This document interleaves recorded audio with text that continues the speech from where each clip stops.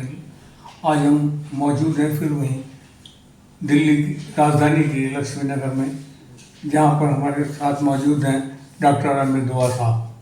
जी हाँ, जैसे कि अभी भी 10 तारीख को जो बम ब्लास्ट हुआ है, the attack of the on red fort, इसको जो है आतंकी हमला माना गया है और इसकी जो जांच एजेंसियां हैं उन्होंने भी इसको आतंकी हमला करार दिया है।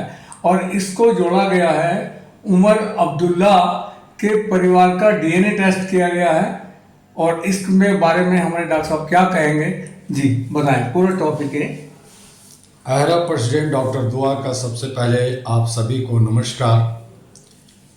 जर्नलिस्ट महोदय, जिसे आप अटैक कह रहे हैं, जिसे आतंकी हमला कह रहे हैं, ये मतलब शोर हो रहा है जो श्योर एजेंसियां कह रही हैं। जो एजेंसियों की भी दिमाग पता नहीं कौन सा दिमाग, कौन सा एजुकेशन कहाँ से लेके आते हैं। जबकि कोई भी बताया था कि मैं आपके बातों से इत्तेफाक नहीं रखता। ये आतंकी हमला नहीं था, ये अटैक नहीं था, ये भूल चूक की एक हादसा हुआ। क्योंकि लगातार जब कश्मीर से लेकर करके हरियाणा और पूरी एक जांच चल रही थी, एक पकड़ चल रही थी, सबको उनका फीडबैक मिल रहा था और लगातार दिल्ली का भी चक्कर लगाता रहा गाड़ी और जगह पे लगाता रहा। फिर पार्किंग में गया, पार्किंग से निकला, एक बंदा उतरता है, आगे जाता है और ब्लास्ट हो जाता है। इसको आतंकी हमला नहीं कह सकते। ये हड़बड़ाहट में या फिर कहें कि कहीं और प्लांट हो रहा था, कहीं और तैयारियां हो रही थी। क्योंकि ये बम बना हुआ नहीं था बल्कि मटेरियल था या जो भी था, ये हड़बड़ाहट में हुआ है। इसको हम अटैक नहीं कर सकते। सीएनजी अगर ये अटैक होता तो आप जानते हैं कि जहां ये 13-14 की मौत हुई, जहां 25 लोग घायल हुए, वहां पे हजारों लोग हो जाते। जो चींटी की तरह वहां पे भीड़ होती है, वहां पे जो है लाल किला पे। तो ये सोची समझी साजिश नहीं थी, बल्कि वो घबराहट में और उस जगह पे एक इत्तेफाक जिसको कहते हैं, संजोग जिसको कहते हैं, वो हो गया। जिसको पुलिस को भी और इंटेलिजेंस ब्यूरो को सबको खबर थी और उसको रोक नहीं सकी। तो ये हमारी कमी है, हमारे चीजों को कमी है। और इसको प्रधानमंत्री जी भी बाहर गए हुए थे, वो प्रधानमंत्री बाहर घूम रहे हैं। बिहार का चुनाव है, बिहार का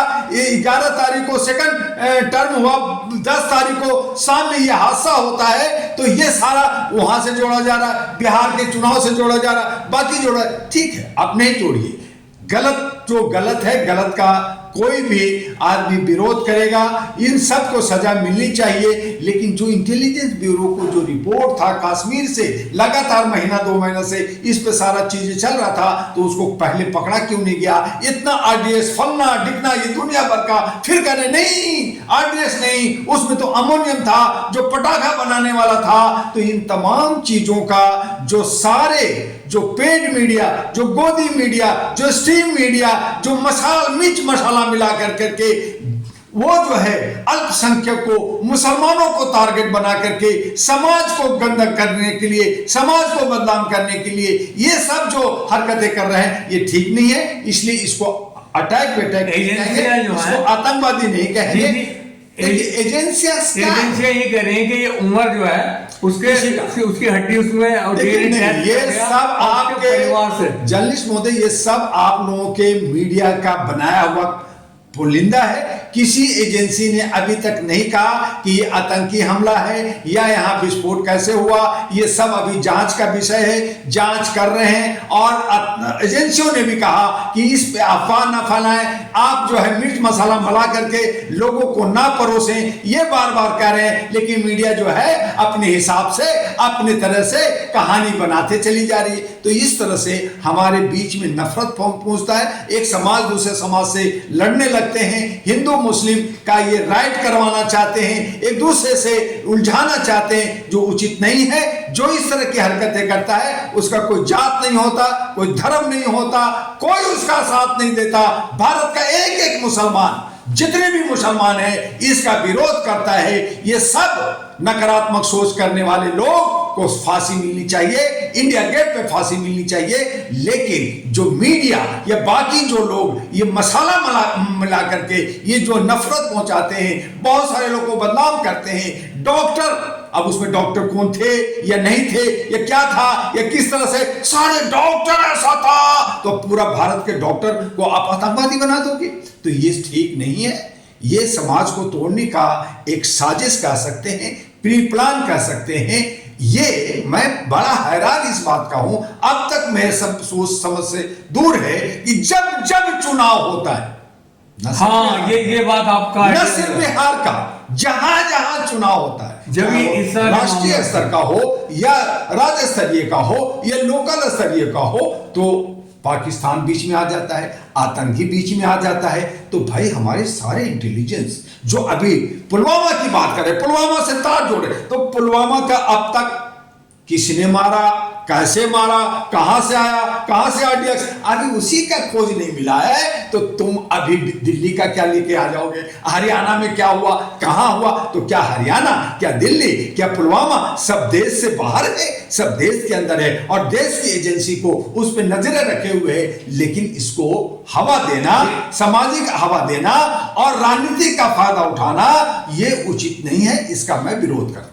देखिए, बहुत अच्छी बात बताई। और इस संबंध में लास्ट में मैं कहना चाहूँगा कि जो इसमें मौत हुई हैं, 2 आदमी मेरठ के बताए जाते हैं, 2 यूपी हसनपुर के बताए जाते हैं, और भी जांच हो रही हैं। उनके लिए गवर्नमेंट को क्या करना चाहिए? देखिए और आपका क्या अंदाज? ये मैं एक मानवाधिकार का एक कार्यकर्ता हूं और उस हैसियत से जिनको क्षति हुआ है उसकी क्षतिपूर्ति, उसकी परिवार की मुआवजा, ये सब सरकार को, केंद्र सरकार को और राज्य सरकार को देनी चाहिए, ये मांग है।